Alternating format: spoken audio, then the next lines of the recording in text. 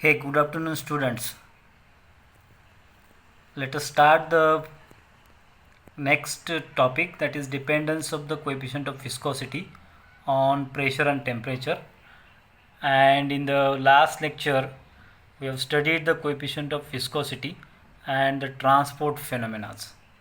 Right? Hope you have understood what is meant by coefficient of viscosity and its relation. And what we have studied, we made the definition for the coefficient of viscosity. And what is meant by coefficient of viscosity? Coefficient of viscosity is defined as it is a tangential force per unit area for a unit rate of decrease of velocity with distance, or you can say the coefficient of viscosity is defined as the tangential force per unit area for a velocity gradient, because dv by dz is nothing but the velocity gradient. Either you can use velocity gradient word, or you can say the rate of decrease of velocity with the distance, isn't it? Hope you understood this. And the relation eta is equal to 1/3 of rho ct. This is an important relation. So let's go ahead and try to understand the dependence of the coefficient of viscosity on pressure and temperature. So the very first point, when temperature of the gas is a constant, there is no variation in temperature, then its density rho is directly proportional to the pressure, but mean free path lambda is inversely proportional to the pressure. So therefore lambda p will be a constant, and thus as long as the temperature is kept constant, then the coefficient of viscosity of the gas doesn't depends upon the pressure of the gas, isn't it? But if you go in more detail and try to understand the dependence of viscosity on temperature, then you will find that the viscosity of the gas increases with temperature. That means if the temperature goes on increasing, then the viscosity of the gas also increases with increasing temperature. Whereas in case of liquid, the viscosity is known to decrease as the temperature decreases, isn't it? These predictions are valid in a given range of a particular range of a pressure, as both very high and very low pressures, the viscosity of the gas departs from its predictions. At very high pressure, the average distance between the molecules is so small so that the intermolecular forces becomes important, and the momentum transfer is very different from whatever we have assumed the distance between the two molecules.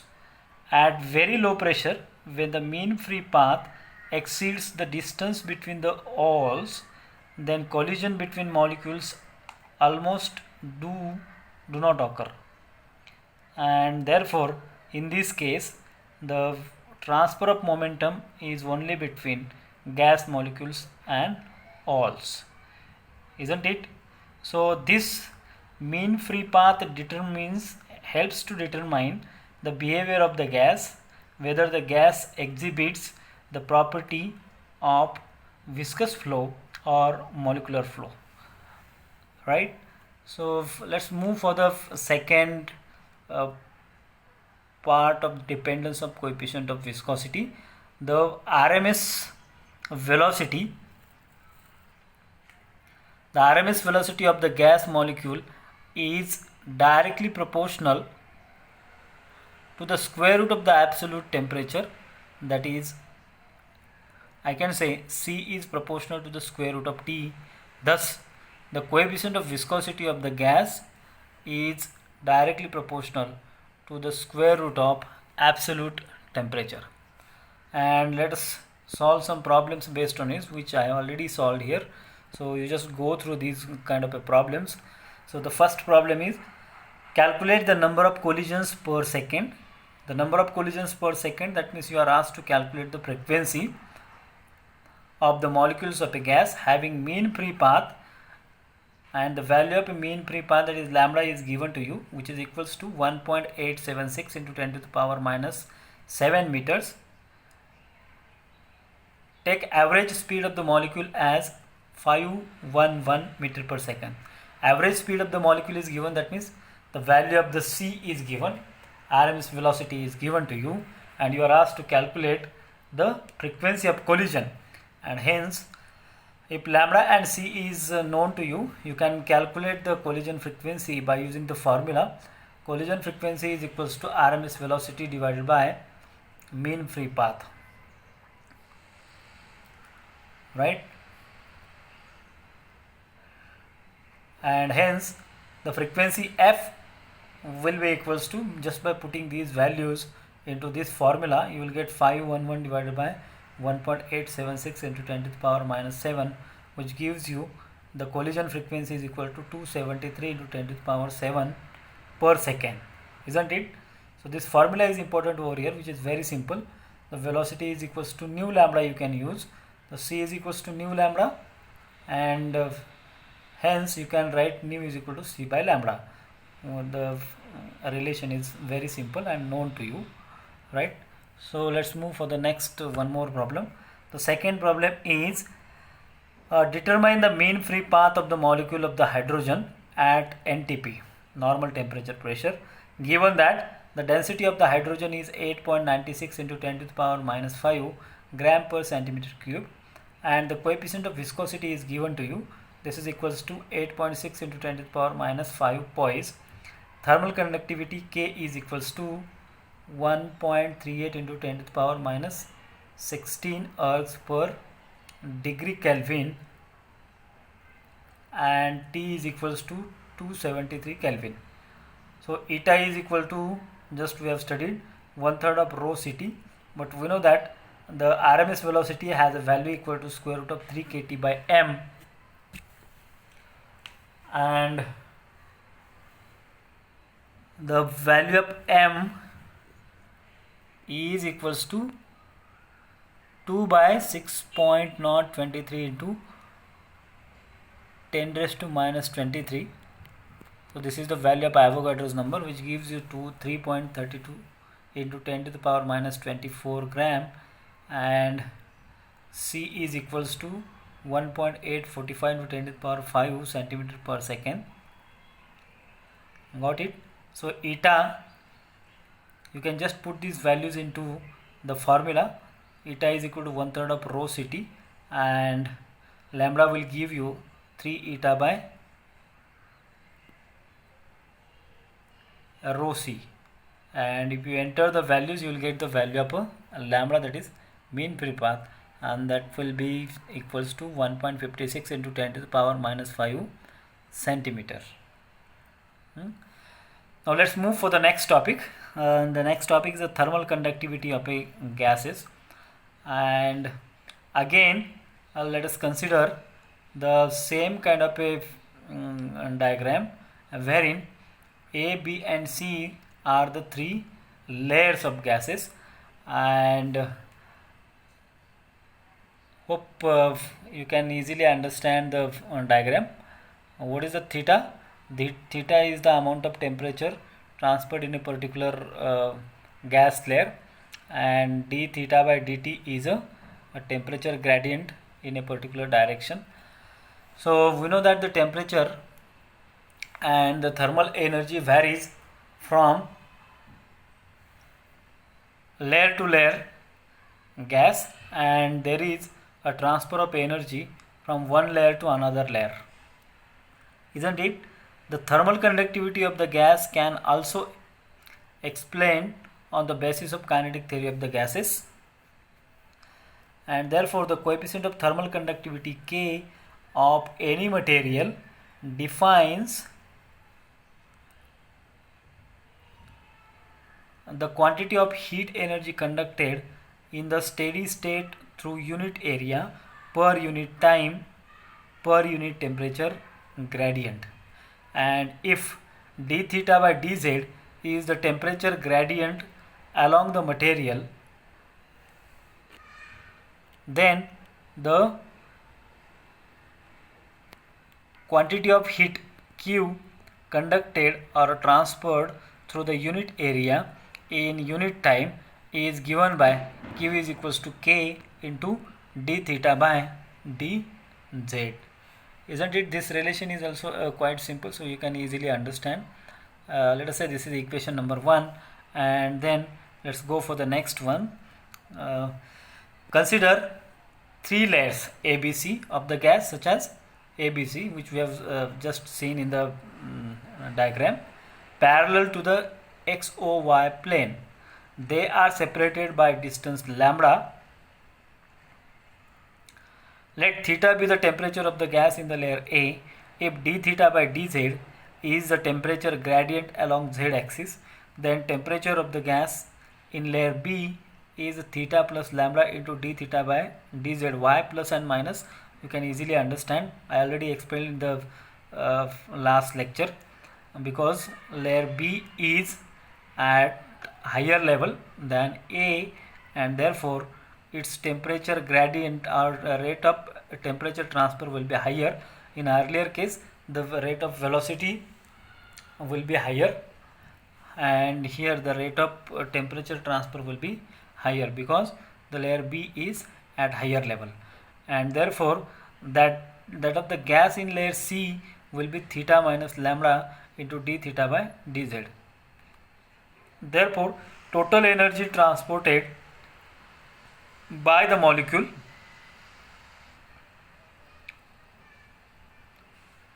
moving downward from layer B and crossing the layer A per unit area per unit time will be mnc by 6 into cv into bracket theta plus lambda into d theta by dz.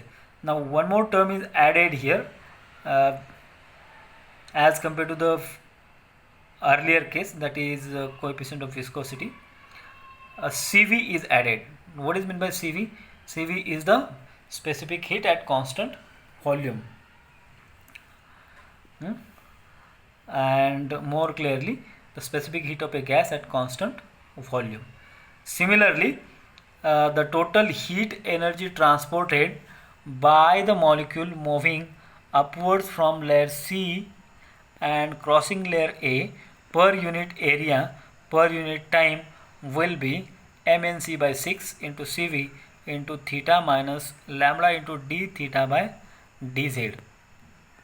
Isn't it? So this is the total energy transported or conducted by the molecules moving upward from layer C and crossing the layer A per unit area per unit time. And therefore the net heat energy capital Q transported per unit area per unit time in a downward direction will be equals to Q is equals to mnc by 6, which is a common in both the cases, and if you subtract both, then you will get mnc by 6 into cv theta plus lambda d theta by dz minus theta plus lambda d theta by dz, which will give you the net heat energy transported equals to c rho lambda by 3 into cv into d theta by dz. If you compare equation number 1 and this equation number 2, then both equations gives you a net energy transported or net energy transferred, and therefore you can equate both the terms and you will get k into d theta by dz is equal to rho c lambda by 3 into cv into d theta by dz, which gives you the equation for thermal conductivity, and hence I can say the equation for thermal conductivity K is equals to rho c lambda by 3 into cv, and we know that eta is equal to the coefficient of viscosity and its value is equal to 1/3 of rho c lambda, and here in thermal conductivity you are also getting rho c lambda by 3 term, which you can replace by eta, and therefore the thermal conductivity K will be equals to eta into Cv, and hence we got the relation between thermal conductivity and the coefficient of viscosity, and therefore I can say, as the variation in the specific heat of a gas at constant volume with changes in pressure and temperature is a very small, then the variation of K, that is variation of thermal conductivity with temperature and pressure, is similar to the variation of eta, coefficient of viscosity, with these physical quantities, and therefore the K, that is thermal conductivity, is independent of a pressure but is directly proportional to the square root of absolute temperature. Let's move for the next topic, the coefficient of diffusion, and then we'll solve the problem based on the coefficient of diffusion and the thermal conductivity. The coefficient of diffusion, the same kind of diagrams we are going to consider here. Again, three layers, layer A, B and C. Upper layer is B layer, middle one is A, and the bottom layer is C, the layer C. And the terms of n plus lambda dn by dz and n minus dn by dz are so let us consider a three layers ABC parallel to XOY plane. They are separated by distance lambda. The molecules moving vertically upward or downward doesn't collide between the two planes, and therefore n, let us consider n be the molecular concentration along a layer A, and dn by dz is the rate of change of concentration with distance in upward direction perpendicular to plane A along Z. Then concentration at layer B is n plus lambda dn by dz, and concentration at layer C is n minus lambda dn by dz. As we are studying the coefficient of viscosity, thermal conductivity and coefficient of diffusion, you are quite familiar to these terms, n plus lambda dn by dz or theta plus minus lambda d theta by dz and dv by dz. So what is this n? N is the concentration and dn by dz is the concentration gradient, I can say, or the rate of change of concentration with distance, I can say. Therefore the number of molecules coming from a layer B and crossing the layer A downward per unit area per unit time is equal to 1/6 of C into n plus lambda into dn by dz, and the number of molecules coming from C and crossing a cross-sectional area A in upward per unit area per unit time is equal to 1/6 of C into n minus lambda into dn by dz, and hence the net number of molecules crossing the plane A per unit area per unit time is equals to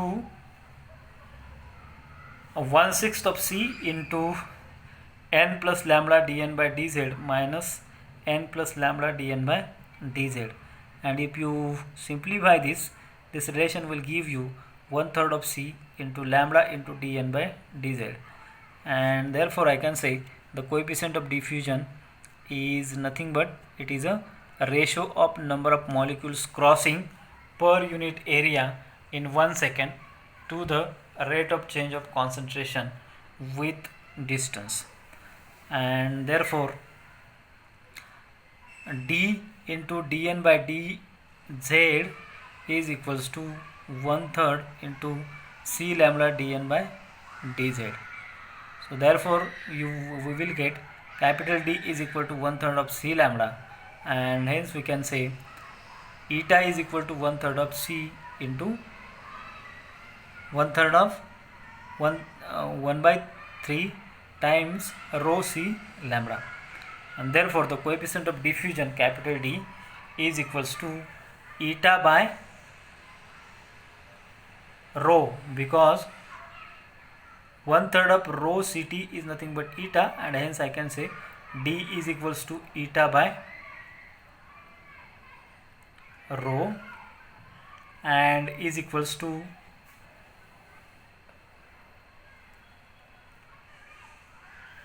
K by rho Cv, because K is equal to eta into Cv, and therefore I can say D into rho by eta is equals to 1, and hence I can say experimentally the D rho by eta is found to lie between 1.3 to 1.5. Let us solve the problem based on the coefficient of diffusion and thermal conductivity both. Calculate the mean free path of the gas molecule having diameter 3.2 angstrom. The number of molecules per unit volume is 2.5 into 10 to the power 25 per meter cube, and the values of sigma and n are given to you. So sigma is equals to 3.2 angstrom, which will be equals to 3.2 into 10 to the power minus 10 meters. You might be knowing this relation between angstrom and meters. N is equals to 2.5 into 10 to the power 25 per meter cube is the number of molecules per unit volume, and hence the lambda is equals to 1 upon root 2 into 1 upon pi sigma square n. So lambda will be equals to 1 by root 2 into 1 upon pi sigma square n. If you put these values into this relation, you will get lambda is equals to 8.79 into 10 to the power minus 8 meters. Right. The next one is calculate the diameter of the gas molecule if n is equals to 2.79 into 10 to the power 20 per centimeter cube, and the mean free path lambda is equals to 2.2 into 10 to the power minus 6 centimeters. So lambda will be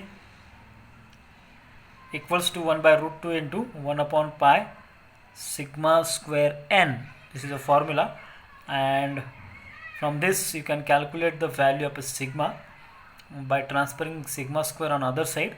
So you will get sigma square is equal to 1 upon root 2 into 1 upon pi lambda n, and if you just enter these values into this, you will get sigma square is equal to 3.66 into 10 to the power minus 16, and then if you take the square root, you will get sigma is equals to 1.91 into 10 to the power minus 8 centimeters. So 1.91 into 10 to the power minus 8 centimeters. Let's go for one more problem. The mean free path of the gas molecule at the pressure P and temperature T is 1.2 into 10 to the power minus 6 meters. What will be the mean free path at pressure 2P and temperature T by 4? So P and T are the temperatures, and the values of lambda are given to you. Lambda is equals to 1.2 into 10 to the power minus 6 meter, and so you need to consider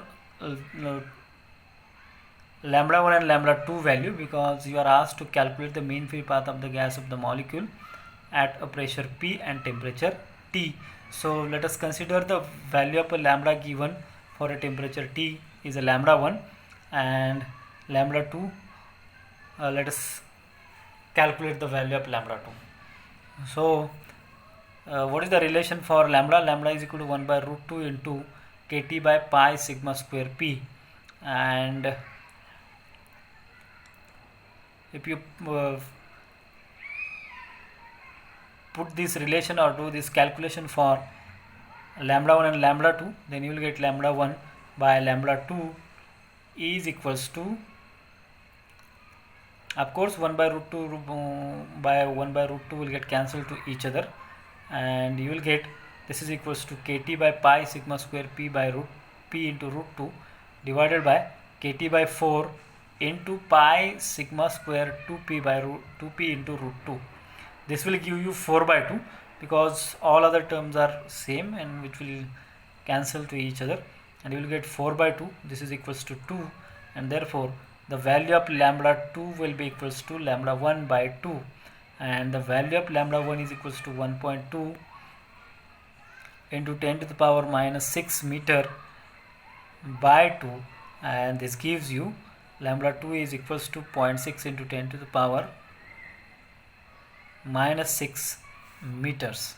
This is the value of a mean free path lambda 2 for a given pressure and temperature. Got it? So let's solve one more problem. Calculate the radius of an oxygen molecule if its coefficient of thermal conductivity K is equals to 24 into 10 to the power minus 3 joule per meter per second per degree Kelvin, and specific rate of a gas at constant volume is given to you, that is equals to 20.9 into 10 to the power 3 joule per Kelvin per mole per degree Kelvin molecule, and mass of the gas is given to you. Mass of the oxygen gas molecule is given, which is equals to 5.31 into 10 to the power minus 26 kilogram. So therefore the thermal conductivity K is equal to rho Ct by 3 into Cv is the formula that we have studied, and we know that the formula for lambda is equal to rho C by 3 into 1 by root 2 into 1 upon pi sigma square n into specific heat of a gas at constant volume, and thermal conductivity K you can write as Mn by 3 into square root of 3 kT by m into 1 by root 2 into 1 upon pi sigma square n into Cv, and you can calculate easily the value of sigma square by rearranging the above equation, and sigma square will give you m by 3k into square root of 3 kT by m into 1 upon root 2 into 1 by pi into Cv, and this will give you the value of sigma is equals to 2.25 angstrom, and therefore I can say the radius of the oxygen molecule is equal to sigma by 2, and this is equals to 1.125 into 1.125 angstrom. Got it? Hope you have understood this problem, and the next problem is based on the calculation of mean free path of the nitrogen, but I think we'll study some next problems in the next lecture.